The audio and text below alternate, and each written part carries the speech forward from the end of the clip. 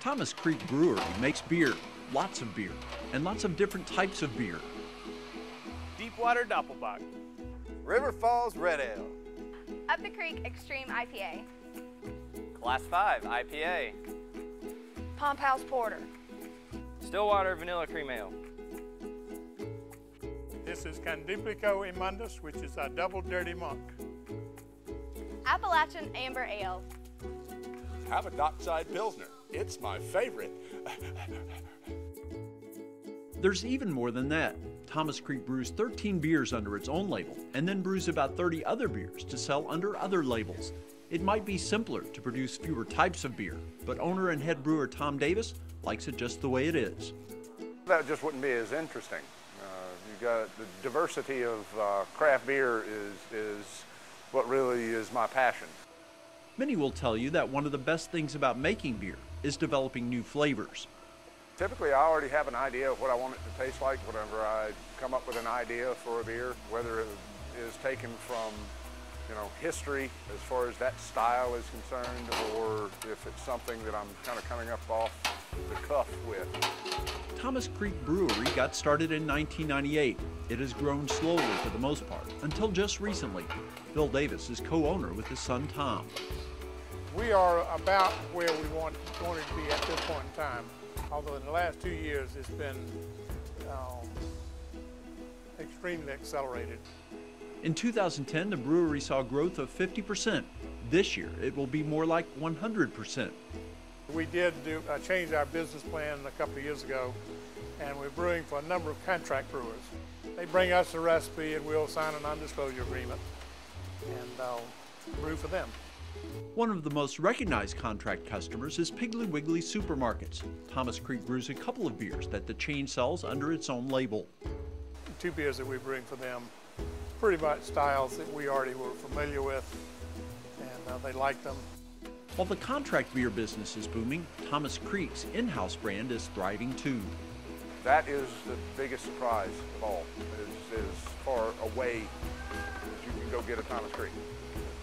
We haven't gone all the way to the West Coast yet, but if we keep getting calls from distributors, that's where we'll be. Customers buy Thomas Creek off the shelves, but many upstate restaurants also have the beer available for people dining there. Most of the restaurants now support us, whereas 6 years ago, probably 1 in 10. My wife and I like to go out to restaurants and love to see our beer out there, and we've always said that it always tastes better out.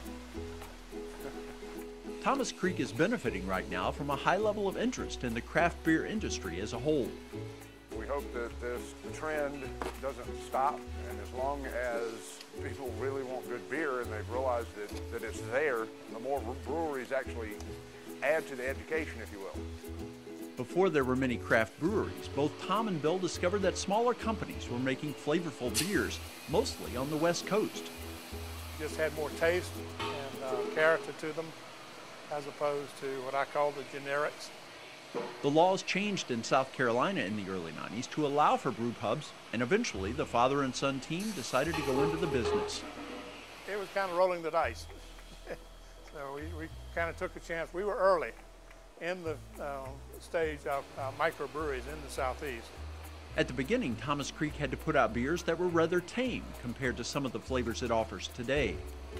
For example, if we had made an IPA when we started this brewery, we couldn't have given it away in this part of the country. The palate of the public has now been expanded, and Thomas Creek is brewing as much beer as its tanks will allow. More tanks are on the way too. Right now we're only running about 12,000 barrels a year. And with the new tanks that are coming in, by this time next year we should be able to run around 18,000 barrels a year. There is room for further expansion at this site. We still can get to probably about 60,000 barrels in this location. I mean, we've got to add more building to it. And we think that that's the level at which we will pass it being a handcrafted beer.